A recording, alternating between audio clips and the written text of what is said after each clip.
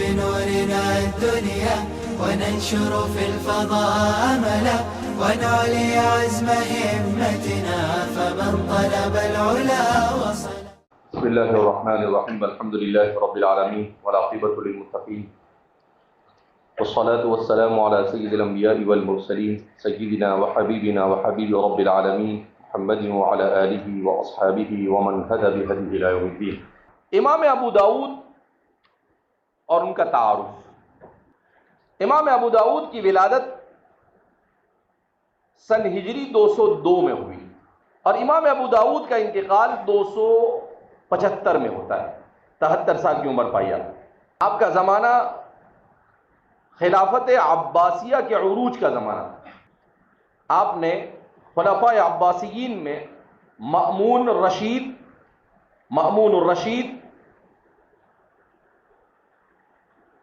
المعتصم باللہ سے لے کر المعتمد علی اللہ کا زمانہ پایا. یہ خلفاء عباسیین کے سب کے القاب ہوا کرتے تھے، نام ہوتے تھے. ان کا معتصم باللہ، متوکل علی اللہ، اسی طریقے سے ان کے یہاں پر ہوا کرتے تھے منتصر باللہ، المستعین باللہ، المعتز باللہ، المہتدی باللہ، المعتمد علی اللہ.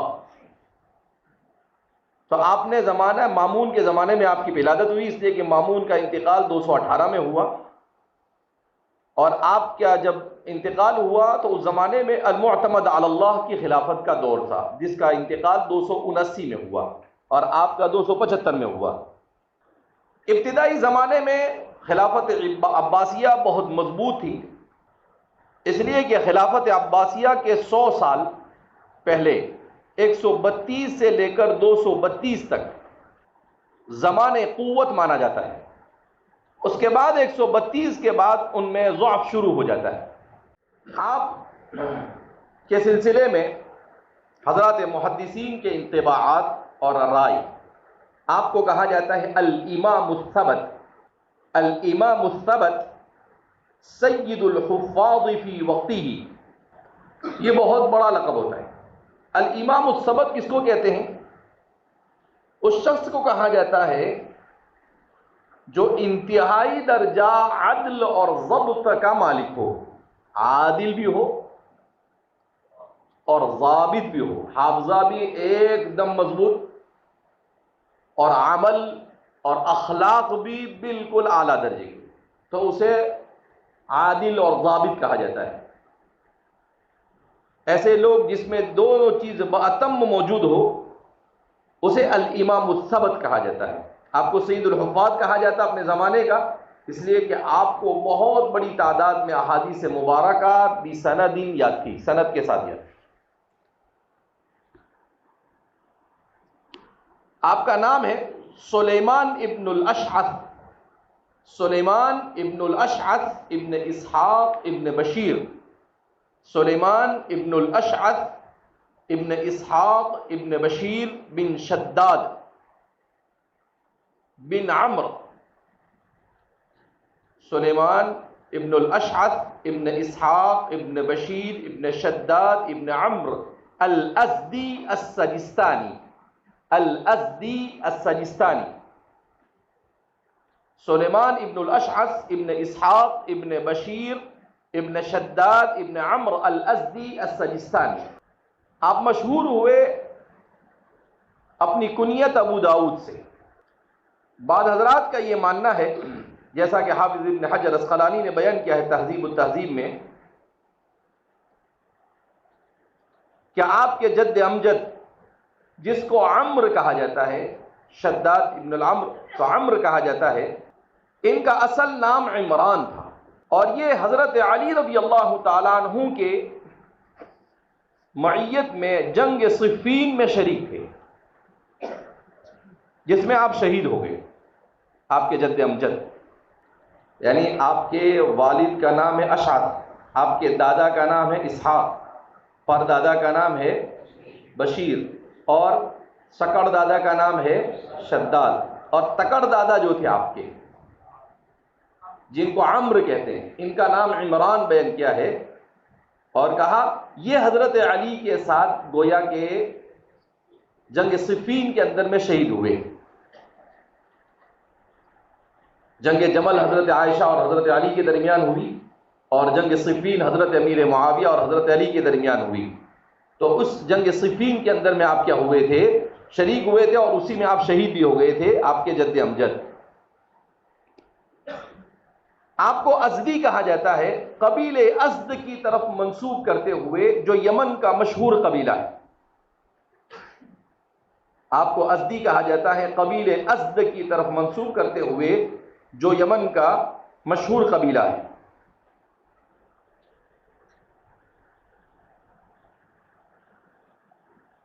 فرماتے ہیں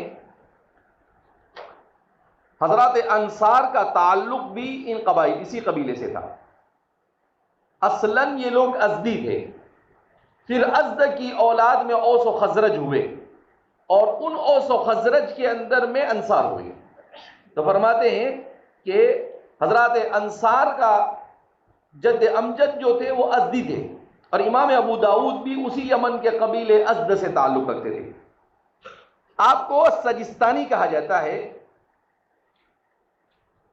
سجستان کی طرف نسبت کرتے ہوئے. سجستان کو کیسے پڑھا جاتا ہے؟ ابن خلیقان بہت بڑے محرک گزرے ہیں ہمارے، یہ کانا کا بہت استعمال کرتے تھے، ہر بات میں کانا کانا کانا بولتے تھے.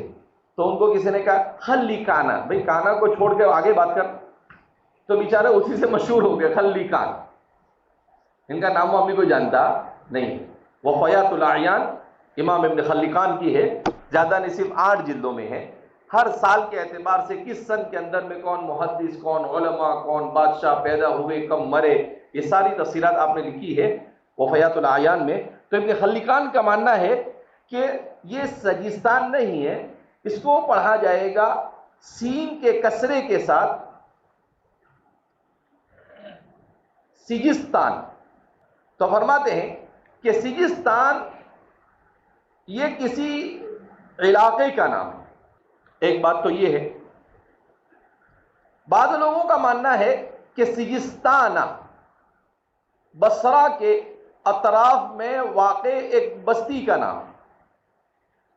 سجستان قریۃ من قری البصرہ، بصرہ کے اطراف، عراق کے بصرہ کے اطراف میں واقع ایک بستی کا نام ہے، ایک گاؤں کا نام ہے. البتہ امام حموی جو اسلامی جغرافیہ کے سب سے بڑے ماہر مانے جاتے ہیں،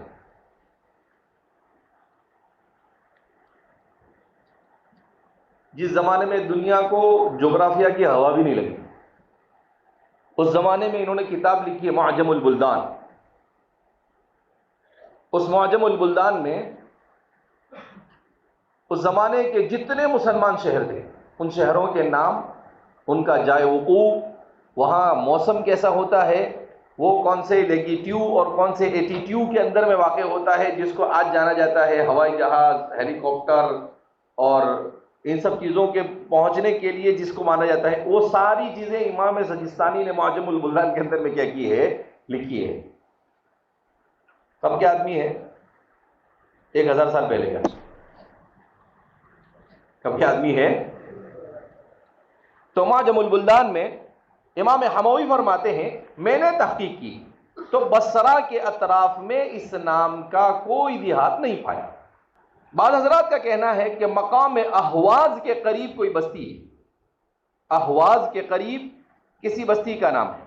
علامہ سمعانی جو کتاب الانساب کے بڑے ماہر ہیں، الانساب کے نام سے کتاب ہے آپ کی، علامہ سمعانی نے اپنی کتاب میں لکھا ہے سجستان یہ کابل کے اطراف میں واقع ایک مشہور علاقہ ہے، جو آج کل ہمارے افغانستان میں مانا جائے. امام تاج الدین السبکی، امام تاج الدین السبکی 9ویں صدی کے مجدد مانا جاتا ہے. امام تاج الدین السبکی وہ فرماتے ہیں الاقلیم المعروف المتاخم لبلاد الہند، ہندوستان کے اطراف و اکناف میں واقع مشہور علاقہ ہے سجستان. لیکن سب لوگ سجستانی بیان کر رہے ہیں اس کو، سجستان، سجستان نہیں ہے، سجستان. ہندوستان کے اطراف و اکناف میں واقع مشہور علاقہ ہے۔ طبقات الشافعیہ الکبریٰ میں آپ نے یہ بات بیان کی ہے امام تاج الدین السبکی نے۔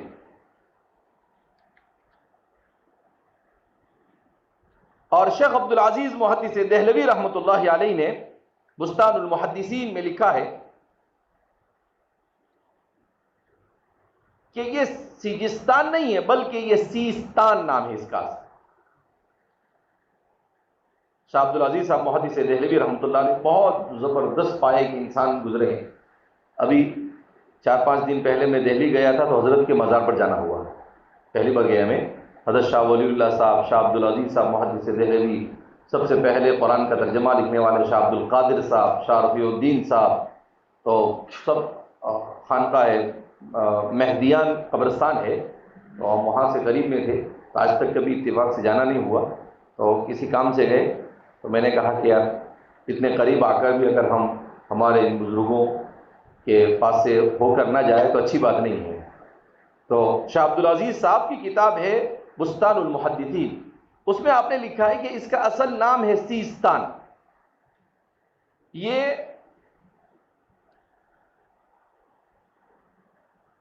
سندھ میں واقع ہے، سندھ میں واقع ہے۔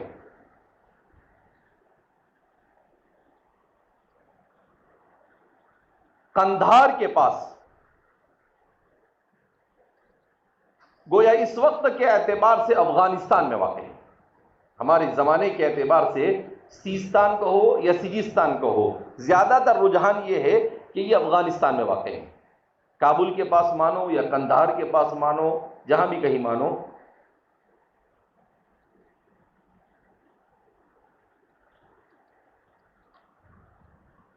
امام ابو داؤد کا اصل قیام بصرہ میں رہا، زیادہ تر مدت آپ نے قیام عراق کے مشہور شہر بصرہ میں کیا۔ البتہ بغداد آپ آتے جاتے رہتے تھے۔ آپ کے زمانے میں دونوں ہی شہر علمی مراکز کی حیثیت رکھتے تھے۔ آپ نے علم حدیث کے لیے پورے عالم اسلام کو چھان مارا۔ آپ نے عراق سے نکل کر خراسان کا سفر کیا، شام کا سفر کیا، مصر کا سفر کیا، حجاز مقدس کا سفر کیا، ترسوس کا سفر کیا۔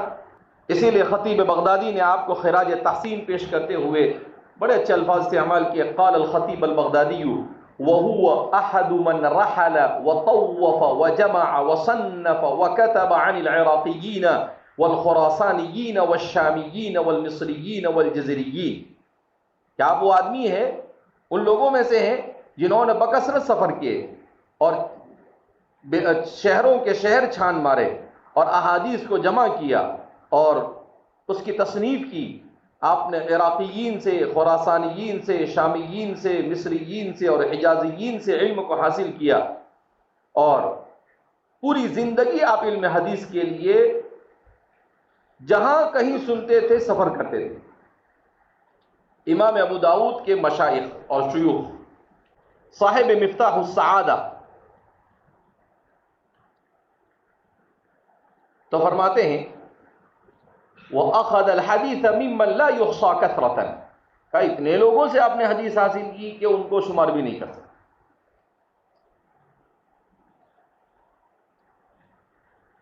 صاحب مفتاح السعادہ غالباً امام تغری بردی،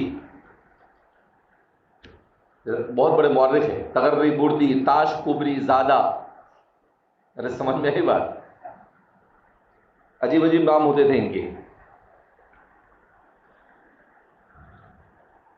حافظ ابن حجر عسقلانی فرماتے ہیں سنن ابی داؤد میں آپ کے جو شیوخ ہیں ان کی تعداد 300 سے متجاوز ہے، صرف سنن ابی داؤد میں۔ آپ کے استادوں میں چند مشہور یہ ہے: احمد ابن محمد ابن حنبل الشیبانی، امام احمد کے شاگردوں میں سے آپ، صاحب مسند، صاحب مذہب امام احمد ابن حنبل۔ آپ کا اصل نام احمد ابن محمد ابن حنبل ہے، مگر آپ کے دادا کی طرف نسبت کرتے ہوئے آپ مشہور ہو گئے. آپ کے والد کا نام محمد ہے، آپ کے دادا کا نام حنبل ہے. امام احمد بن حنبل کی ولادت ہوئی 164 میں، سنۃ 64 و100، اور جمعہ کے دن امام احمد بن حنبل کا بغداد میں انتقال ہوا سنۃ 41 و200، 241 میں، ربیع الاول کی 12 تاریخ کو. آپ کے مشائخ میں سے یحییٰ ابن معین، ان کا نام آتا ہے حضرت امام یحییٰ ابن معین کا. میں بلا مبالغہ کہتا ہوں، جب بھی ان کا نام آتا ہے میرے بدن کے بال کھڑے ہوئے. تو یہاں پر بھی چھوٹا سا تعارف کروایا ہے، لیکن اتنا اچھا تعارف ہے. یحییٰ ابن معین ابو زکریا احد الائمة الاعلام قال الخطیب كان اماما ربانیا عالما حافظا ثبتا متقنا مات بالمدینة سنة 33 و200. آپ کا انتقال 133 میں مدینہ منورہ میں ہوا. وحمل على سریر النبی صلی اللہ علیہ وسلم وله نحو 77 سنة، 77 سال کی عمر تھی، اور آپ کے جنازے کو آپ کے اکرام میں رسول اللہ صلی اللہ علیہ وسلم کے سریر پر اٹھایا گیا، حضور کی کھاٹ پر لٹا کر آپ کو لے جائے گا. ان کے بارے میں آتا ہے انسانی تاریخ میں نبی کی احادیث کو یاد کرنے والا یحییٰ ابن معین سے بڑا انسان نہیں گزرا ہے. ان کے بارے کم از کم ان کو 10 لاکھ حدیثیں یاد ہیں بسندہ المتصل، اپنی سند کے ساتھ اپنا سب کچھ لٹا دیا تھا.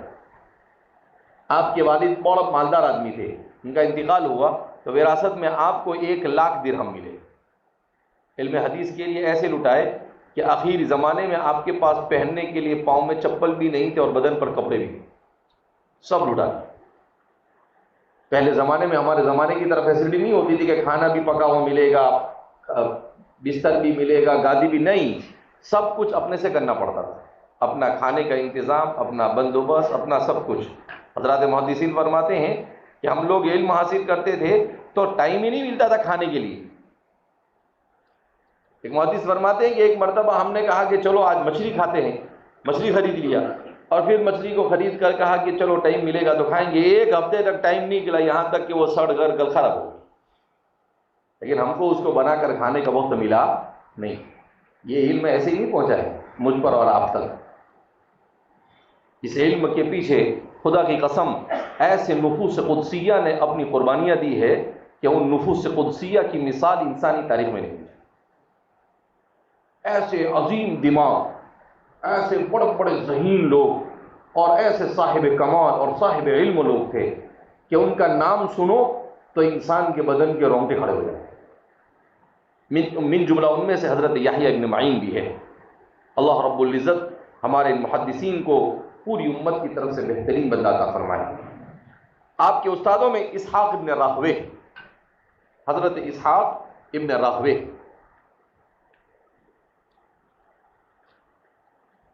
امام بخاری، امام ابو داؤد اور امام مسلم، ان کے مشائخ تقریباً ایک جیسے، کیونکہ ان لوگوں کا زمانہ ایک جیسا ہے، کوئی زیادہ فرق نہیں ہے.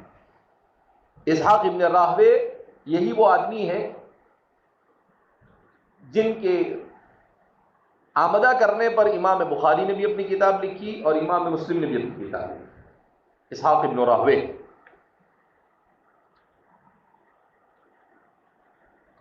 161 میں آپ کی ولادت ہوئی اور 238 میں آپ کا انتقال ہوا، اسحاق ابن راہوے کا.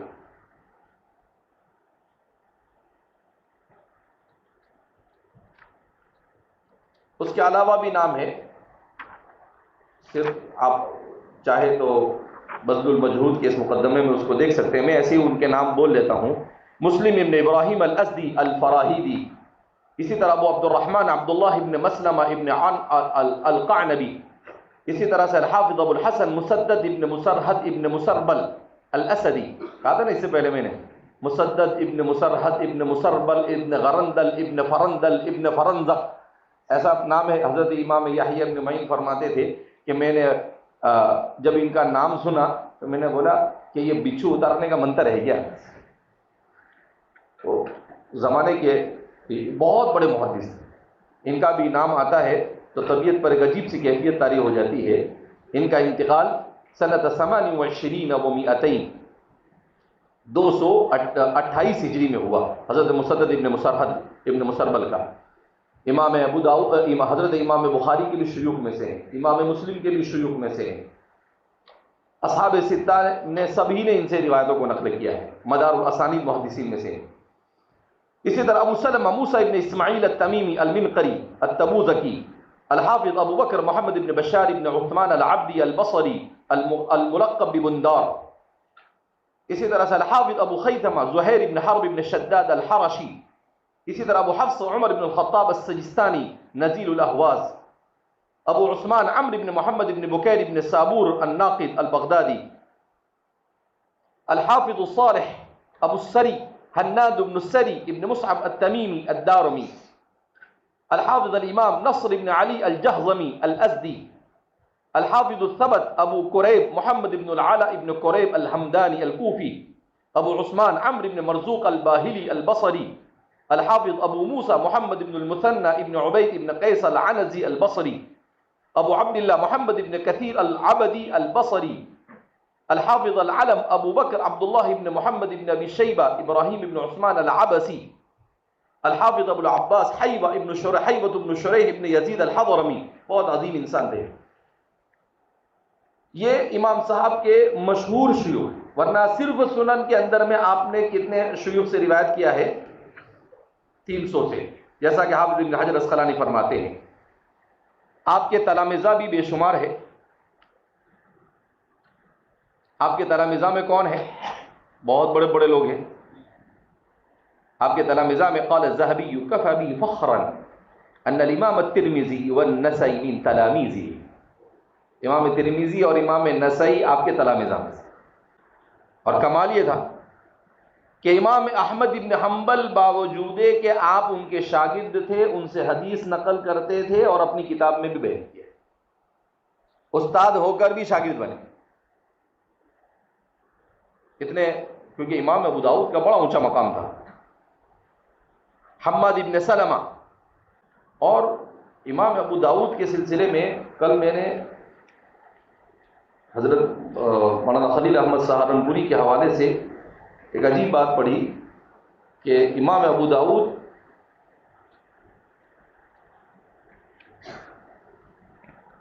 کو اللہ رب العزت نے جو مقام عطا فرمایا تھا کہ کہنے والے یہ کہتے تھے کہ اللہ کے رسول صلی اللہ علیہ وسلم کے بعد حضور کا پرتو جن لوگوں میں دیکھا گیا ان لوگوں میں سے امام ابو داؤد، ان کی زندگیاں اللہ کے رسول کا مکمل نمونہ تھا۔ بھی میں نے ایک جگہ پر کہیں پر حضرت کے حوالے سے ہی پڑھا، اس دن میں مطالعہ کر رہا تھا، اس دوران میری نظر سے گزرا کہ امام ابو داؤد اللہ کے رسول صلی اللہ علیہ وسلم کے، خیر میں اس کو بتاتا ہوں کہیں پر ڈھونڈ کر، تو یہ ہے یہ وہ کتاب جس کو ہم پڑھنے جا رہے ہیں۔ تو کتاب سے کے بارے میں تو صرف نام بتایا، لیکن مصنف کے بارے میں بتایا کہ امام ابو داؤد۔ تو اب ہم سنیں گے امام ابو داؤد کا مقام اور مرتبہ، اور امام ابو داؤد کی کتاب کا مقام اور مرتبہ اور اس کے خصائص۔ امام ابو داؤد یہ جو کتاب ہے، اس کتاب کیونکہ آدمی کتاب کو پڑھے تو مصنف اور مصنف دونوں سے آدمی مطمئن ہونا چاہیے، اس کی محبت، ان کی عظمت ہونی چاہیے۔ حکیم الامت مجدد ملت حضرت تھانوی رحمۃ اللہ علیہ فرماتے تھے کہ جب تک کہ دل میں جس سے پڑھا جائے اس کی عظمت، جس کو پڑھا جائے اس کی عظمت، جس کتاب کو پڑھا جائے اس کی عظمت نہ ہو، وہاں تک کہ فائدہ نہیں ہوتا، وہاں تک کہ فائدہ ہوتا نہیں۔ کہا کہ جس سے پڑھے، جس استاد سے پڑھے، اس استاد کی بھی عظمت دل میں ہو، محبت ہو، جس شیخ کی کتاب کو پڑھے اس کی بھی عظمت اور محبت ہو، اور جس کتاب کو پڑھے اس کی بھی عظمت اور جب یہ ہوگا آپ کے پاس تو آپ کو ان کی کتاب سے فائدہ ہوگا، ورنہ آپ کو ان کی کتاب سے فائدہ ہو سکتا نہیں۔